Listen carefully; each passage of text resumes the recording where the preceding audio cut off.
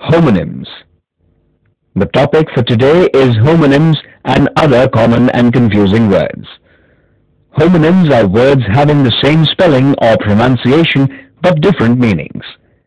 In this chapter, we will concentrate on getting our common words and homonyms in place, as they normally prove to be extremely confusing and often contribute to mistakes and general embarrassment. आज का मुद्दा है homonyms, जो सामान्य और भ्रामक शब्द हैं. होमोनिम्स ऐसे शब्द हैं जिनकी वर्तनी और उच्चारण सामान्य या एक सा है. इसमें हम अपने सामान्य शब्दों पर ध्यान देंगे. Advice. An advice is an opinion or a suggestion, or what one thinks about what somebody should do in a particular situation. Advice is a noun. Advice. संज्ञा. Advice का मतलब होता है किसी को सुझाव या सलाह देना कि किसी एक स्थिति या परिस्थिति में क्या करना उचित है और क्या करना अनुचित. Advice.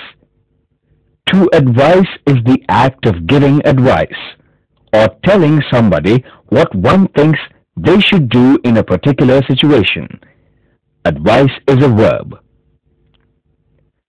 Advice. क्रिया.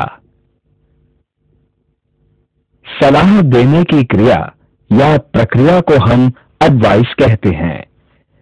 ये एक क्रिया है, इसलिए ये एक संज्ञा है.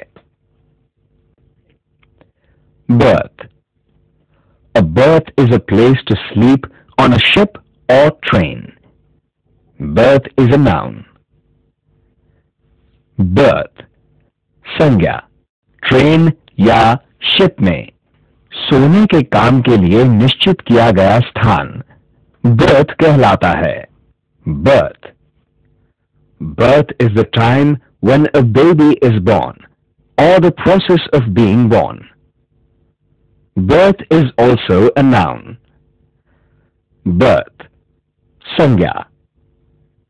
किसी नवजात के जन्म लेने की प्रक्रिया को हम birth कहते हैं. Beat. Beat has multiple meanings as a verb. It may mean to defeat somebody in a game or competition. It may also mean to hit somebody or something many times, usually very hard, among other things. Beat. क्रिया.